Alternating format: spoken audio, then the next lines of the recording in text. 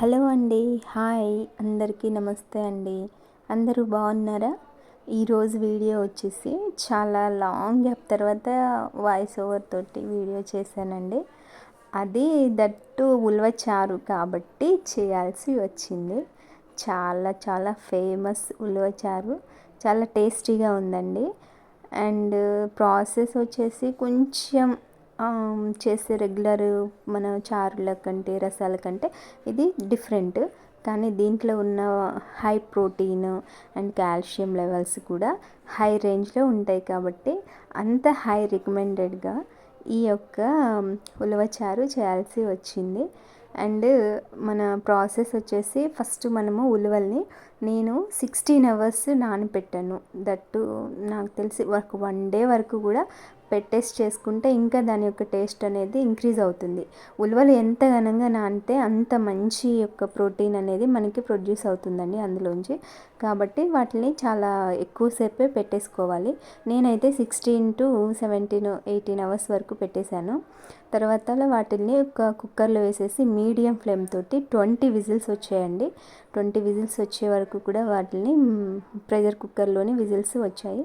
తర్వాత దాన్ని మంచిగా వాటర్ని సపరేట్ చేసేసుకొని మన ఉలవ పొట్టు అంటారు దాన్ని పక్కన పెట్టేసుకొని పోపు పెట్టేసుకోవాలండి. పోపు కోసం చింతపండు ముందుగానే నానబెట్టేసి పక్కన పెట్టేసుకోవాలి. దాన్ని మంచిగా గుజ్జులాగా వచ్చేలాగా చేసి గ్రేవీలాగా చేసి పక్కన పెట్టుకోవాలి.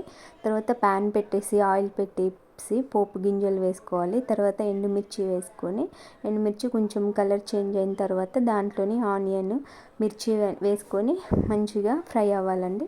అది మంచిగా ఫ్రై అయిన తర్వాత దాంట్లోకి మంచిగా కర్రీ లీవ్స్, కరివేపాకు, ఫ్రెష్ కరివేపాకు మంచిగా తెచ్చి వేసేసుకొని కడిగి వేసేసుకొని అది మంచిగా ఫ్రై అయిన తర్వాత దాంట్లోని పసుపు వేసేసి కలిపేసుకోవాలి.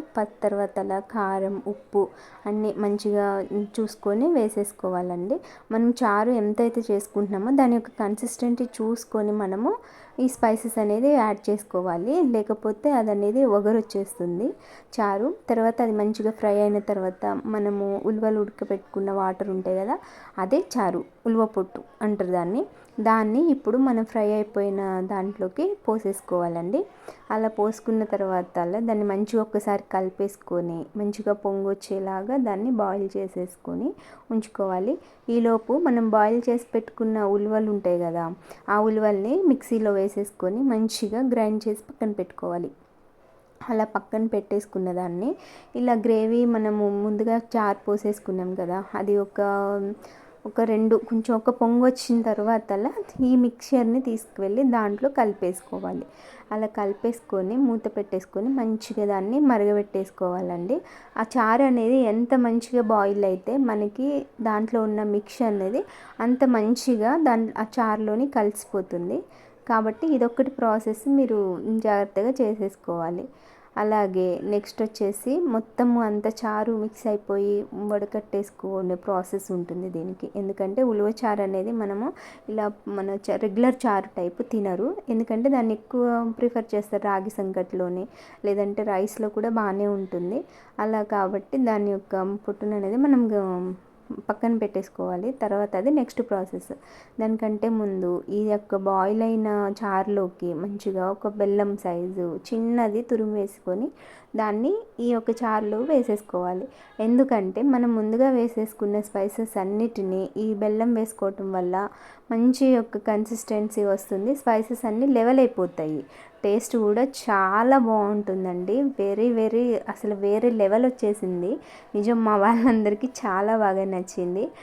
ఫస్ట్ టైం చేశాను, అయినా కూడా చాలా బాగా కుదిరిందండి. ఇంకా నెక్స్ట్ కూడా మళ్ళీ చేసి పెట్టు అనేలాగా అడిగారు. నాకు అది చాలా హ్యాపీ అనిపించింది. మా పిల్లలు కూడా బాగా తిన్నారు. రాగి సంకటి కాంబినేషన్ తోటి అసలు చాలా బాగా వచ్చిందండి. మీరు కూడా మీ ఇంట్లో అందరికీ చేసి పెట్టాలి అంటే మాత్రం ఒక్కసారి వీడియోని స్కిప్ చేయకుండా ప్రాసెస్ అంతా చూసేసేయండి. రెగ్యులర్ వర్క్ అంటే కొంచెం చేంజ్ ఉంటుంది కానీ చాలా టేస్టీ ప్రాసెస్. దీన్ని మనము ఒక 1 వీక్ వరకు కూడా ఫ్రిడ్జ్లో ఉంచుకొని కూడా తినేసేయచ్చు. ఎంత నిల్వ ఉన్న తిన్నా కూడా ఇది పాడవదు. ఎందుకంటే హెల్త్కి చాలా మంచిది. అండ్ దీంట్లోని మనము ప్రాసెస్ అనేది చాలా డిఫరెంట్గా చేస్తాం కాబట్టి అందరికీ ఒకసారి వీడియో నచ్చితే లైక్ చేయండి. బాయ్ అండి. కామెంట్ చేయండి.